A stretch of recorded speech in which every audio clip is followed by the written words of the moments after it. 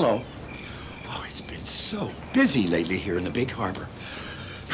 Well, I decided to sleep here tonight. Oh, that way, I'll be ready in case anybody needs me. Oh, I don't mind sleeping here. Actually, I kind of like it when the harbor's all dark and quiet. You know, there was a time, long, long ago, when I was afraid of the dark. You ever been afraid of the dark? Our friend Hank certainly was. That's a good story.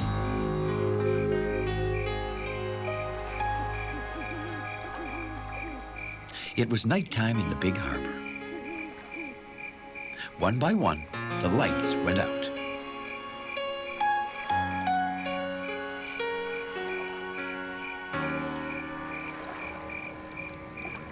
The bigger tugs all said goodnight over on their side of the dock and went to sleep. Now, Theodore and Hank stay on the other side of the dock because, well, they're smaller tugs. "Good night, Theodore," said Hank. "Good night, Hank," said Theodore. "Don't let the dock bugs bite." "Dock bugs? What are they, Theodore?" "Oh, they're just things that float under the dock at night," said Theodore with a sly little smile.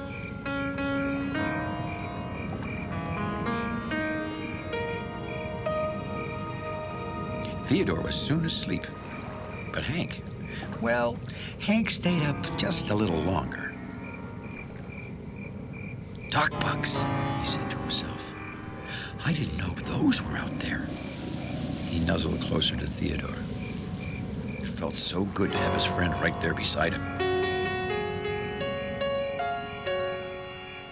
And soon, he was fast asleep.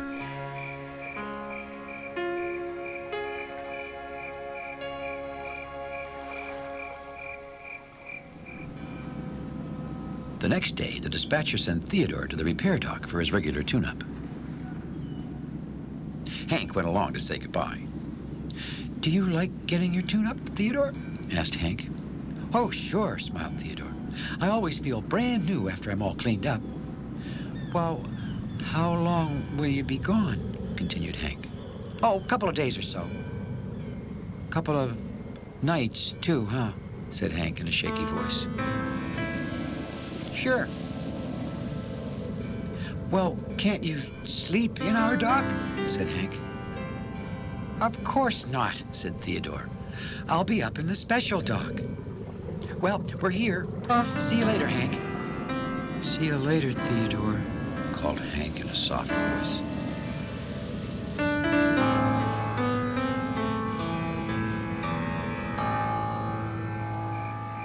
Soon enough, the bright, sunshiny day turned into a dark, moonlit evening. And soon enough, it was time for the tugs to say goodnight. With Theodore gone, Hank had no one to say goodnight to.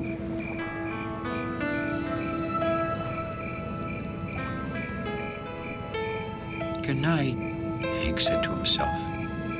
"Don't let the dock bugs bite." "Who's there?" said Hank. There it was again, that scary sound.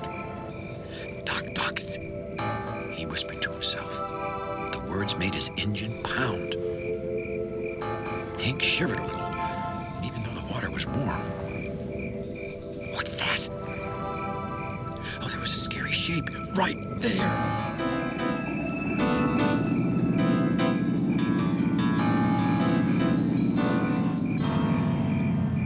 "Fodak," said Hank, nudging him. Are you asleep?" Who? What?" mumbled Fodak. "Who's making all that noise?" grumbled George, waking up. I'm feeling extra lonely," said Hank. Do you want to tell stories?" "No," said Fodak. "Go back to sleep, Hank." Hollered George.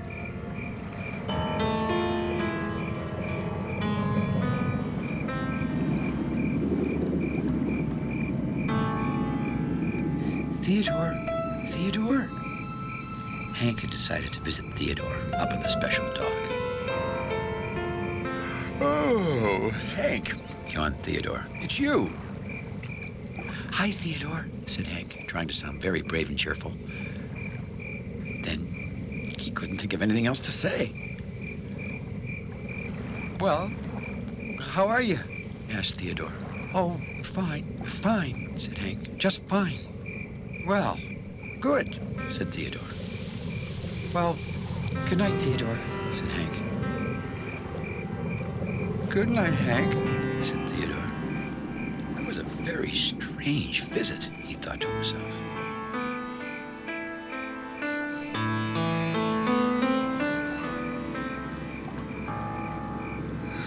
Hank, Said the dispatcher, waking up. what's the matter, Hank? Can you please turn on the dock light? Asked Hank. I just need it on, Okay, Hank. said the sleepy dispatcher. But please, try and sleep. As soon as the dock light came on, Hank felt a little better, but not much better. It was going to be a very long night.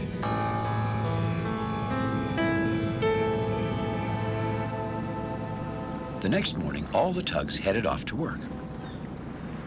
Hank? It was Foduck, looking very serious. You know, you should not be afraid of the dark. I shouldn't, said Hank. This harbor is very safe, declared Foduck in a firm voice. Day or night. Well, said Hank, things do seem less scary now. Precisely, smiled Foduck. And everything is exactly the same at night. It's all very scientific. Except, said Hank, the night is darker. Hank, said Foduck, frowning a little, tonight I will show you there is nothing to be afraid of. Tonight? Repeated Hank quietly. Hank wished it would never be night again. But of course, as long as there's day, night will always follow. And once again, it was nighttime in the big harbor. Who's there? Whispered Hank.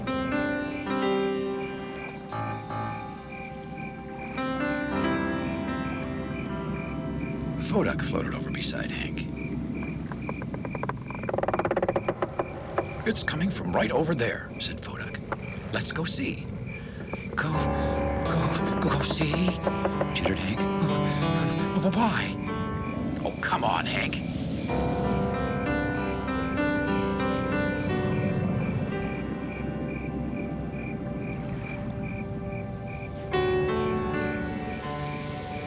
Hank? Foduck called. Yeah, yes?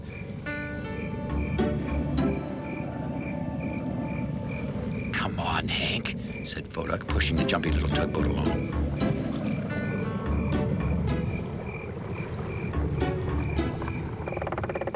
You see, it's just the waves hitting a creaky old board, said Foduck, shining a special light.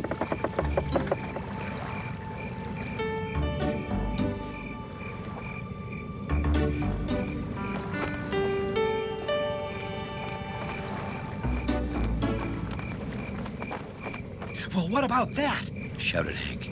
He could barely look at the scary shape. Just an old pile of junk, announced Foduck. You see, Hank?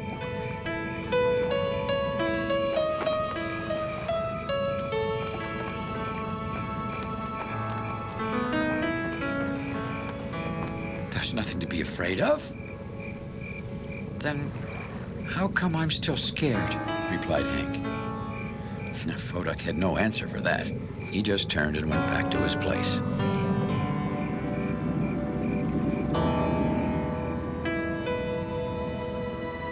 That night, every little sound made Hank jump, and each scary shape made him jitter. I'm really, really scared now, Hank said out loud, hoping the scary things would just leave him alone. Well, all Hank's noise woke the other tugs. Hank, try counting foghorns, called Emily. 1, counted Hank. 2, 3. Be quiet, Hank. Grumbled George. Hank felt miserable. He tried everything, it seemed, and he was more afraid than ever. Finally, Hank asked the dispatcher to turn on the dock light again. But it didn't really help much. Just then, Hank heard something moving through the water.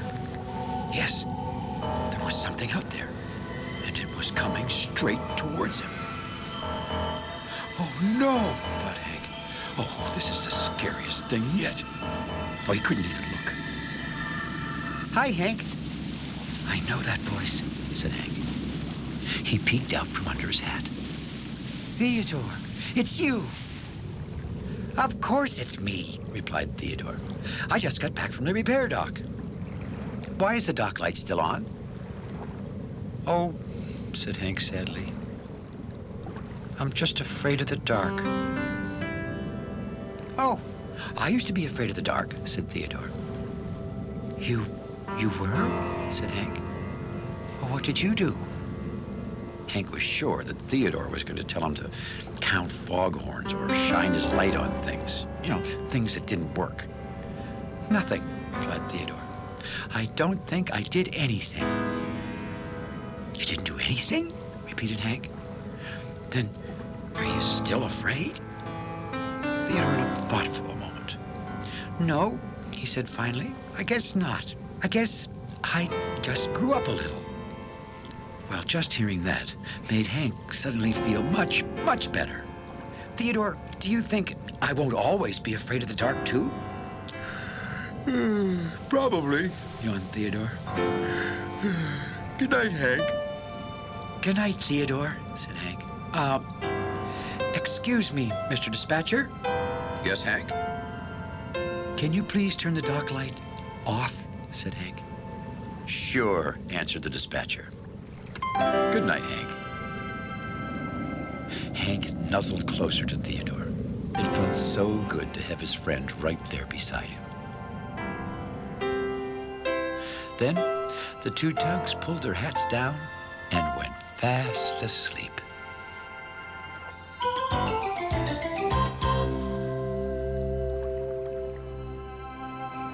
Pretty soon, Hank forgot all about night lights, being afraid of the dark. Oh, excuse me. Oh, I'm very sleepy. It's time for me to go to bed. Thanks for visiting us here in the Big Harbor. We'll see you all again next time. And I don't need a nightlight. Oh. Oh. Of course, I do need a pillow. This is my favorite pillow. It's so comfy. Good night. Theodore, he's a tugboat and a friendly tugboat too. A friendly tugboat too. Oh, Theodore likes to do the things that friendly tugboats do. Pushing and a pulling in the great big harbor, in the great big world is so much fun. So many brand new things to discover. Waking with the sun, gotta get the job done. Oh, Theodore and Emily, Vodak, Hank and George, and the harbor master too.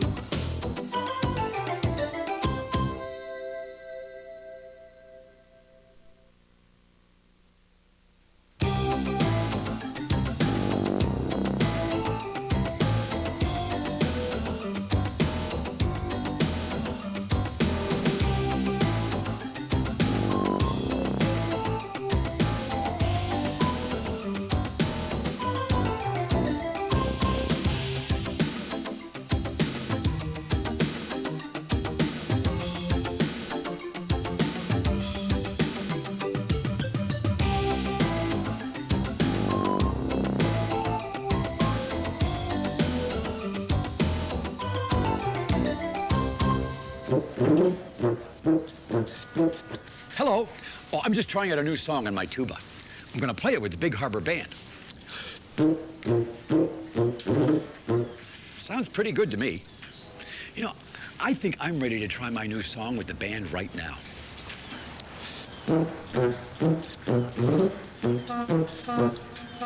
That's Theodore. He's whistling along with me.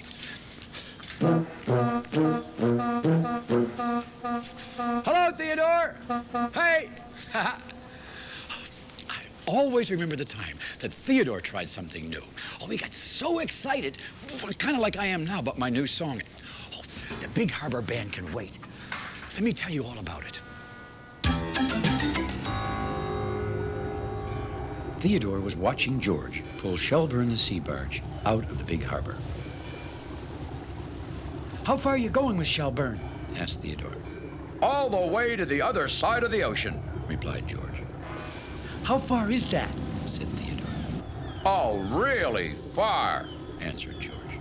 Theodore knew he couldn't leave the harbor like George.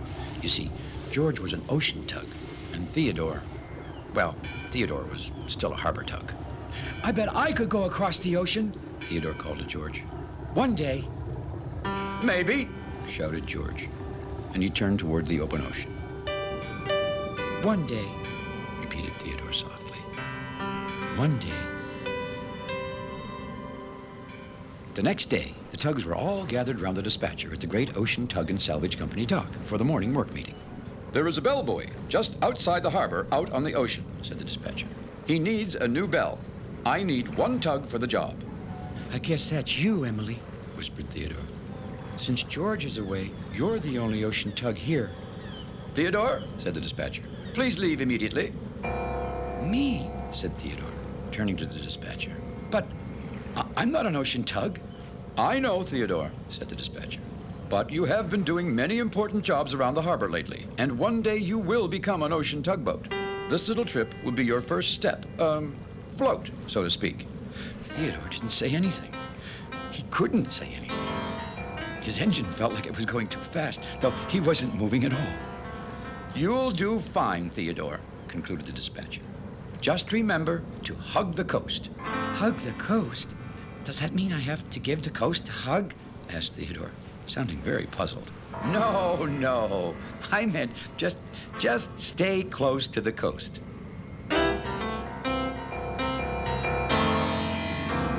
A little later, Theodore set off for the ocean. Bedford saw Theodore coming towards him. He was happy Theodore was coming to visit, and he began to ding his bell excitedly. Then, the most surprising thing happened. Theodore just kept sailing right past Bedford. Theodore, called Bedford, where are you going?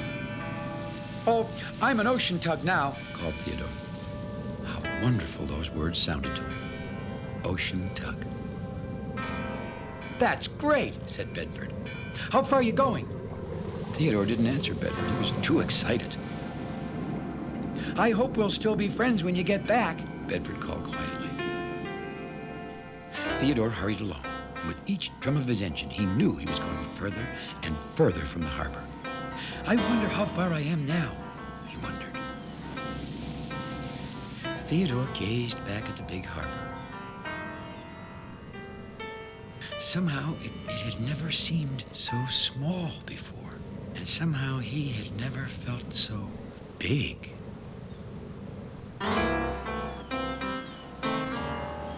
Now, for the first part of the trip, Theodore remembered he was supposed to stay close to the coast.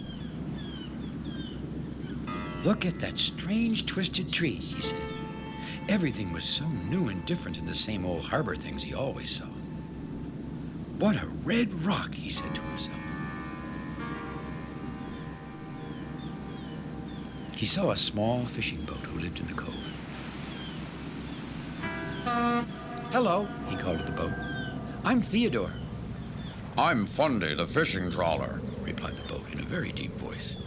I live here in this cove. I live in the big harbor, smiled Theodore. But I'm going out on the ocean. I'll probably be going all the way across soon, The ocean wasn't filled in a day. said Fundy in his deep voice. And then he was silent again. This boat says strange things, Theodore murmured. He rumbled his engine because he wanted to get going. Well, he said at last, I better be leaving for the ocean. I'm in a hurry. Theodore took a deep breath and turned away from the coast for the first time.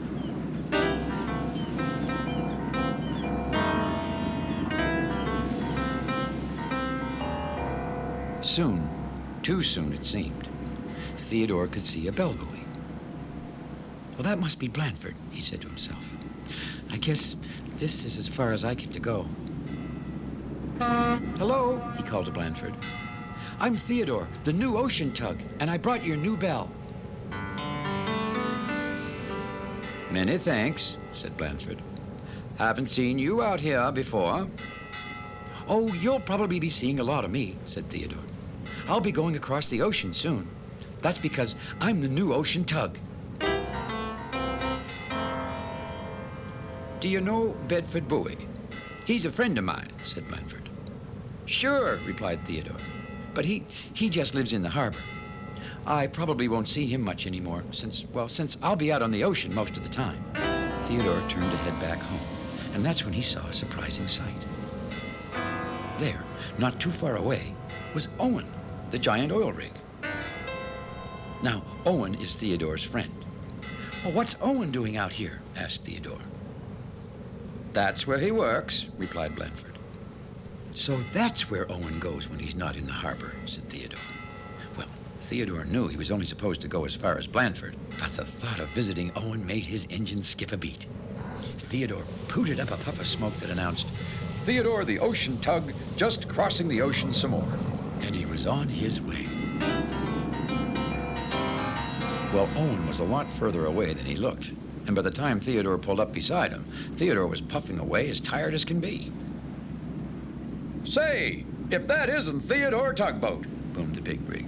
Yes, sirree, Bob. Well, what are you doing way out here?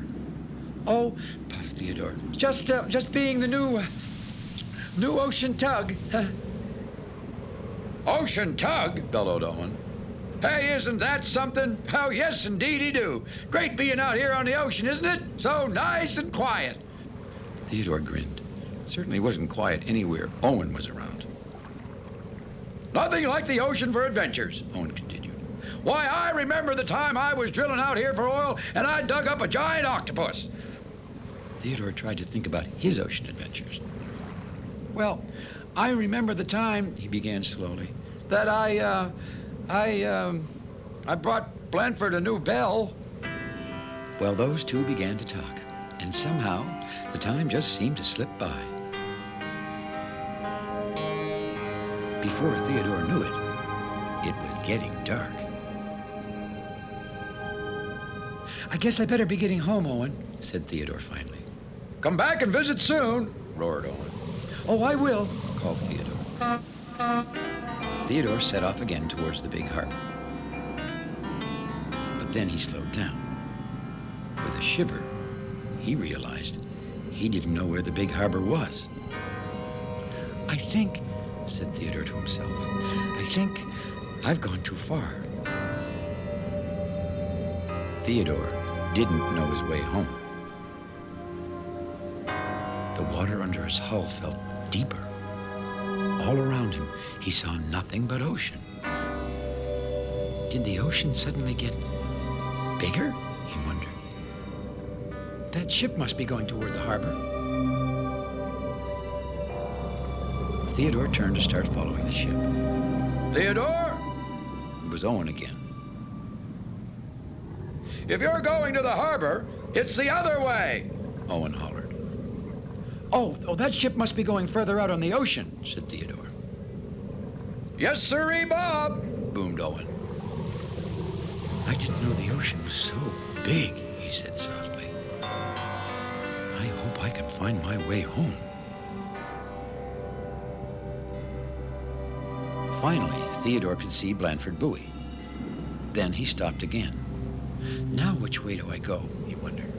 I thought you were going back to the harbor, said Blandford. I was, replied Theodore. I am. Blandford, where is the harbor? Oh, just hug the coast and you'll be home in no time, shouted Blandford. Hug the coast, Theodore said to himself. That's what the dispatcher said. Theodore looked around, and sure enough, there was the coast. He set off again, already feeling a bit better.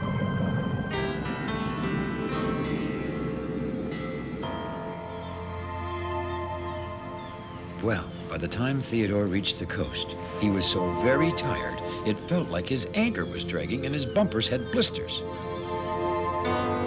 At last, there was the little cove where Fundy lived. Do I go this way, wondered Theodore, or that way? If a tug goes a-travelin', he won't come home a supertanker. Fundy said in his deep, deep voice. I wonder, Theodore thought to himself, if Fundy means that I should go home the same way I came. Theodore looked along the coast and saw a red rock, and beyond it, the giant twisted tree. I know that rock, he said. I passed it on the way here. Theodore set off towards the rock. Hug the coast and I'll soon be home, Theodore repeated to himself. Oh, how terrific those things looked to Theodore. Even better than the first time he saw them. Somehow, he didn't really know why, but Theodore had the feeling that while he was hugging the coast, that coast was hugging him right back. And that was a nice feeling, a feeling of being safe. Safe and almost home.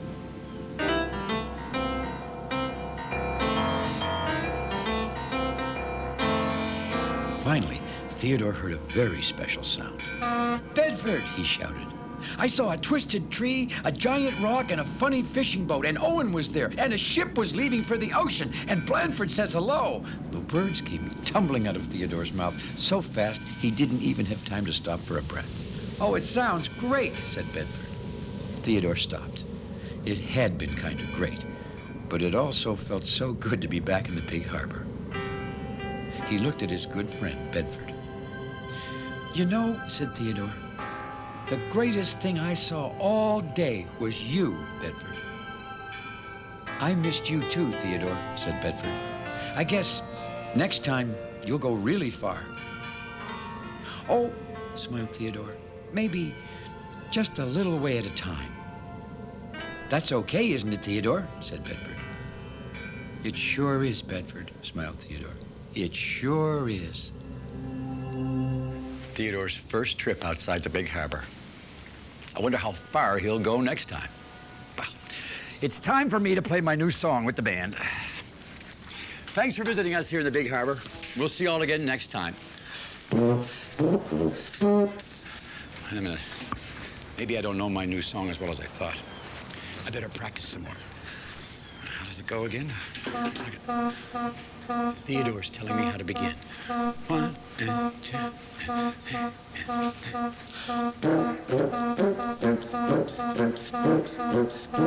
That's it. Thank you, Theodore. Bye now. Theodore, he's a tugboat and a friendly tugboat too. A friendly tugboat too. Oh, Theodore likes to do the things that friendly tugboats do. Pushing and a pulling in the great big harbor, in the great big world is so much fun. So many brand new things to discover. Waking with the sun, gotta get the job done. Oh, Theodore and Emily, Vodak, Hank and George, and the harbor master too.